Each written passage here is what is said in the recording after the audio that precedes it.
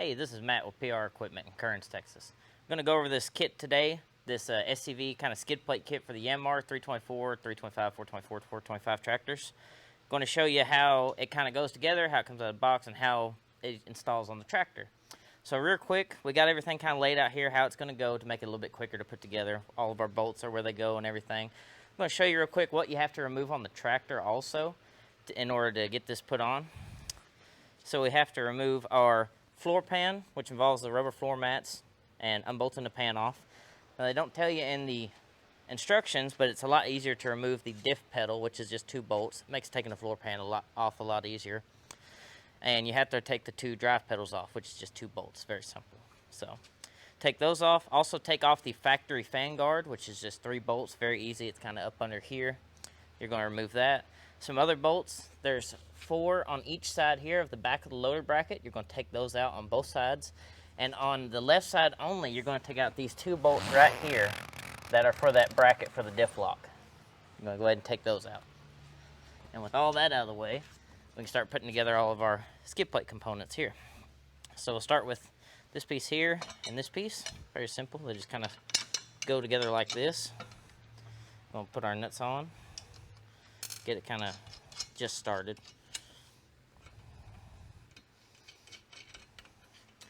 And that will go over here off the side of this, and it will go under it like so. Actually, it'll go over it. Get a bolt in here to hold it.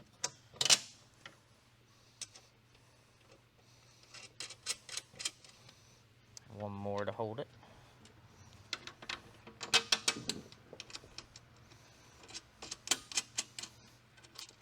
Okay, so you have these other brackets here, these big, thick swooping brackets. They're going to be like this, and they're going to be in between. And they're going to swoop kind of toward the middle of this whole deal. But they go in between these 2, like that. Put our bolts in. And we're not going to tighten these until we get it up under the tractor and get it kind of sitting how it needs to be. We're going to leave these loose. We can go ahead and tighten these 3 that'll go here.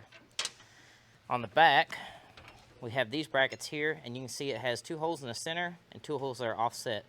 The way this is going to go is the offset holes go toward the rear, and again it gets sandwiched in between these 2 pieces just like the front. We'll put a bolt in, get that started. Put our other bolt in to kind of hold it up for us.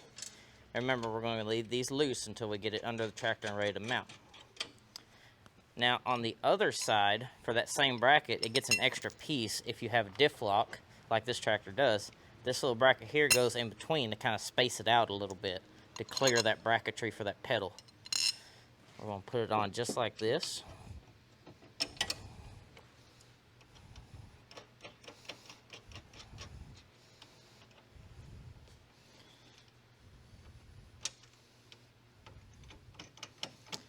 And then this front bracket is just like the other side. It kind of swoops back like this. Let's get more on the cart. And it goes to the outside like that. Go ahead and get these in here and started.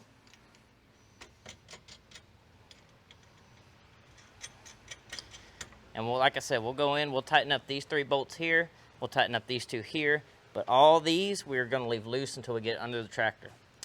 We're going to take our other bracket here, and you'll bolt on this oval plate here on this bracket just like this. This plate basically just covers for the mid PTO shaft. Take this bracket just like this. It goes kind of under this other one. Line up these 3 holes and put in your bolts.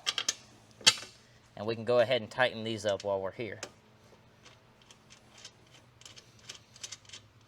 And the way this sits under the tractor is this part sits under the center part of the tractor.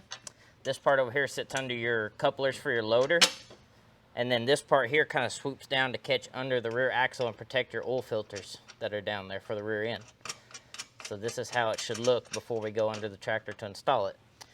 So with that done, I'll get it down on the floor. We'll get it on a jack. You're going to want to use a floor jack and possibly a buddy if you got it. It'd be nice to kind of get lined up as you go up with the jack to get it under the tractor. So let's get that done and we'll kind of continue from there.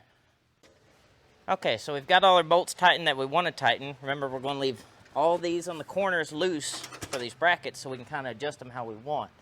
So we got our floor jack here to just kind of help us hold it. This thing is fairly heavy the way it is. I'm going to kind of just slide this up on the jack. Get it up under our tractor.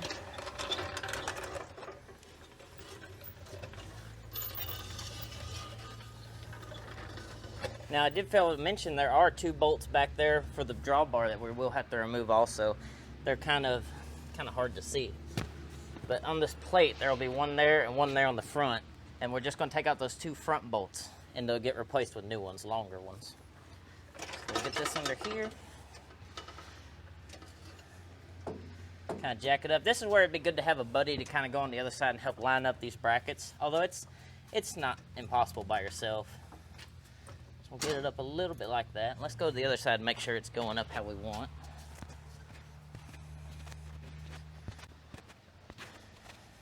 Yeah, see, we need to kind of gather up our coupler covers and just kind of tuck them in here so they don't get all messed up as we jack up this plate. There we go. Kind of get an idea now how it's going to look on the tractor.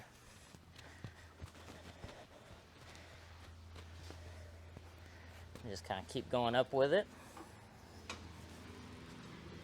Okay, our holes are just about lined up, so I can grab our bolts.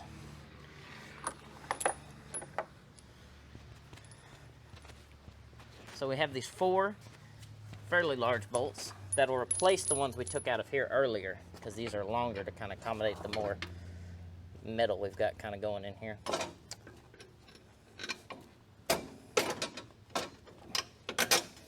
That's 1, and you'll just put all 4 of those in on both sides. And then on the back here, there will be 2 here. You can kind of see them there. That's why I say leave these brackets loose. It makes it a lot easier to kind of get it up how you need. And then underneath, where I showed you those 2 for the drawbar, there will be 2 that go in there as well.